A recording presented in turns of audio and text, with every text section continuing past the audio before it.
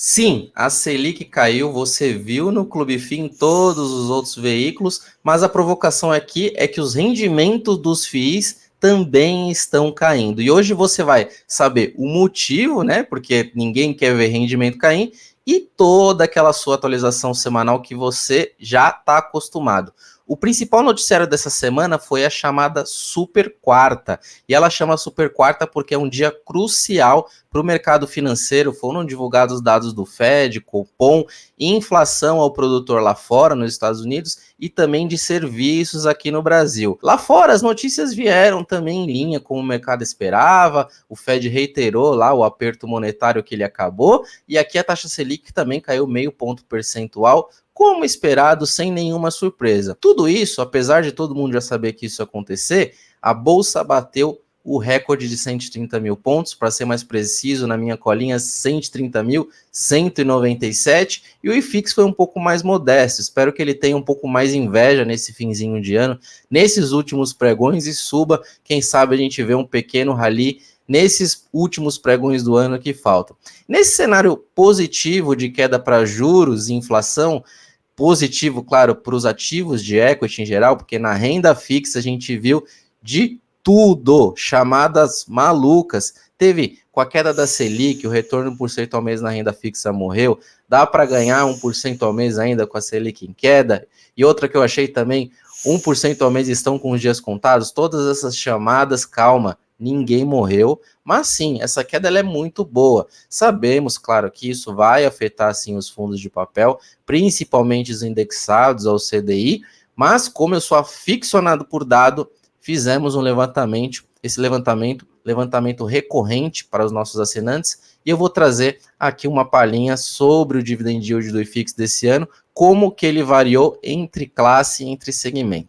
Quando a gente olha nas classes, papel, fundo de fundo e tijolo, a gente vê que o yield de dezembro está bem abaixo da média. Se a gente for olhar ali a média de papel, pagou ali 13,5% em média, se você pegar a média dos últimos 12 meses, de janeiro a dezembro, e, o mês atual está em 12,9%. Fundo de fundo a mesma coisa, média de 10,5% agora 10, né, 9,9%, e tijolo, média de 9,4% e agora está em 9%. Tanto o IFIX, que está com uma média bem alta de 11,3%, chegou a bater 12%, ali o famoso 1% ao mês em 3 meses consecutivos, de junho até agosto, e agora está em 10,8%. Mas o porquê que isso acontece? Vocês estão lembrados que a gente tem um período aí de inflação bem mais baixa, os fundos também tiveram uma valorização, né, com fechamento forte de curva de juros, né, de agosto para cá. Claro, né, no último mês, nos últimos 2 meses, a gente teve um cenário um pouco mais adverso para os FIIs, isso deu até uma aumentada agora nesse yield, se a gente for comparar com os últimos 3 meses, mas o cenário dado base é que a gente tem poucos fundos indexados ao CDI e que esse impacto da Selic deve ser muito mínimo dentre os fundos imobiliários. O que a gente tem é muito mais fundos indexados ao IPCA, e o IPCA vem muito baixo. E olha que interessante, quando a gente abre os segmentos dentre os fundos, principalmente dos fundos de tijolo, eu fiz aqui um ranking dos principais yields por segmento. Em primeiro lugar, claro, desenvolvimento, pagando aí mais de 14% nos últimos 12 meses. Aí vem o fundo de papel, que a gente vai tirar dessa análise. Aí vem agronegócio com 12,6%, agências bancárias com quase 12%, varejo ali com também 11,8%, quase 12%, e aí vem os mais tradicionais, fundos de fundo, né, que a gente já comentou que está em torno de 10,5%, e aí vem híbrido com 9,8%, e os últimos 3, que é o galpão logístico, laje corporativa, entre 9,5% e 8,9%, e em último lugar, com essa valorização, shopping centers é um dos segmentos que mais valoriza no ano, tá com yield um pouquinho mais amassado em 8,6%. Mas olha que interessante, também dentro dos fundos de tijolo, os que pagam mais são os fundos de maior risco. Se for pegar desenvolvimento, a fase mais aguda aí em termos de risco da operação como um todo.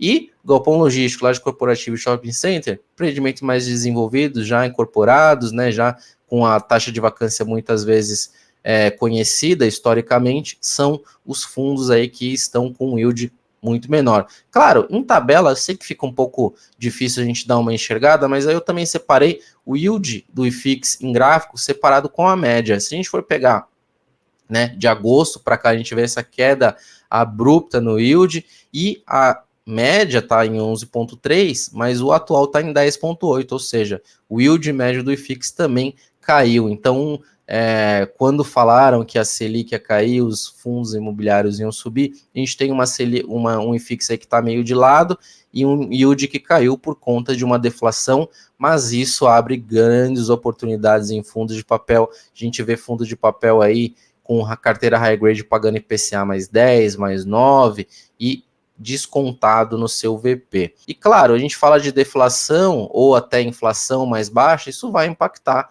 como eu disse, os fundos imobiliários de papel, porque eles são majoritariamente indexados ao IPCA. Depois de falar sobre essas tabelas e gráficos, aquele gráfico que eu trago toda semana praticamente para você, é da NTNB 2035, onde a gente observa esse fechamento de curva que corrobora esse cenário de uma percepção muito menor ao nível de risco. Isso acelera os ativos de renda variável, ou seja, o investidor ele não está tão avesso ao risco quando ele olha para a renda variável. Então, eu estou muito otimista para 2024. Acredito que vai ser um bom ano se a gente continuar nessa tocada de fechamento de curva, Selic para baixo. A gente vai ter, com certeza, se continuar nesse ritmo, um recorde aí do IFIX também, não só da Bolsa. E se você tá curtindo esse vídeo, se esse vídeo está sendo útil para você, aproveita, se inscreve no canal, curte aqui, ajuda nós continuarmos a crescer com esse programa e continuar com o programa, alcançar mais pessoas. Não fique rico sozinho, mande para o seu amigo esse vídeo. E apesar, claro, voltando aqui, nesse cenário positivo para o IFIX, a gente ficou no 0 a 0 nessa semana, tá? Então, se a gente for observar os principais segmentos, as lajes corporativas deram uma puxada braba para trás, quase caindo 0,5%, e as variações dentre os outros segmentos não foram muito expressivas, só o segmento de varejo que subiu aí um pouquinho mais, mas tudo ficou ali meio que no 0 a 0, com o segmento de lajes puxando para trás. Tudo isso culpa de uma pessoa, de um fundo, de um índice internacional que operou vendido nos principais FIIs de tijolos. O IFIX vinha fechando numa leve alta e veio o martelo desse índice internacional com o rebalanceamento dele. Isso gerou muitas dúvidas, porque a gente teve fundo caindo mais de 3% nos 5 últimos minutos do pregão, e eu coloquei até aqui o caso do XPLG, o HGLG, que são, e também do HGRE11, que são fundos bem conhecidos, e quando a gente olha de ponta de alta e ponta de baixo, o HGLG ficou aí com menos 3,85. Eu dei uma olhada no book e até me assustei com ordens de venda de 100 mil cotas. Isso, para mim, é muito bizarro. E quando a gente olha na ponta da alta, 17% de valorização no XPPR, e isso muito percebido pelos fatos relevantes e também relatório gerencial que eles soltaram. Dentro dos fatos relevantes, nada de muito relevante, assim, ocupação que não vai impactar tanto aí a operação, mas o fundo no seu relatório gerencial reiterou que está comprometido aí com um player em negociação para a liquidação dos ativos. Não sei se são venda de todos os ativos, mas pelo que parece o fundo será assim liquidado. Isso deu um ânimo um pouco maior no mercado. A cota já estava próximo ali dos R$18, então novamente eu falo, quando a cota fica mais barata, a variação percentual ela é muito mais perceptível. Então, você que quer saber com mais periodicidade todos esses dados, temos carteiras recomendadas, temos relatórios específicos de acompanhamento do mercado imobiliário, mercado de FIIs. Por exemplo, nessa semana soltamos um relatório chamado Relatório da Grana, que ele explica as principais variações das distribuições dos fundos, ou seja, aquele Danilo, por que pagou mais, por que pagou menos, o que aconteceu com o fundo tal.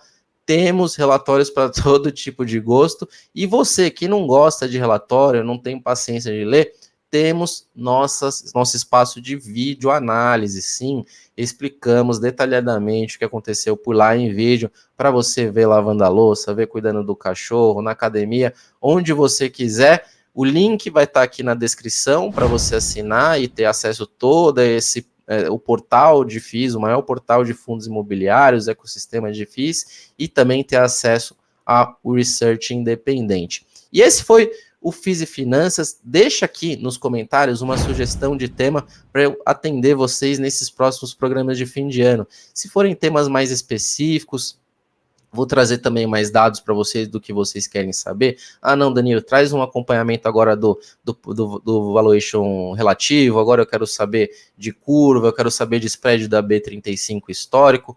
Tragam aqui que eu vou gravar alguns programas especiais para vocês, então eu vou fazer essa chamada para os comentários e vou também responder os comentários assim como eu venho respondendo. Então, ficamos por aqui. Até semana que vem. Um grande abraço e tchau, tchau.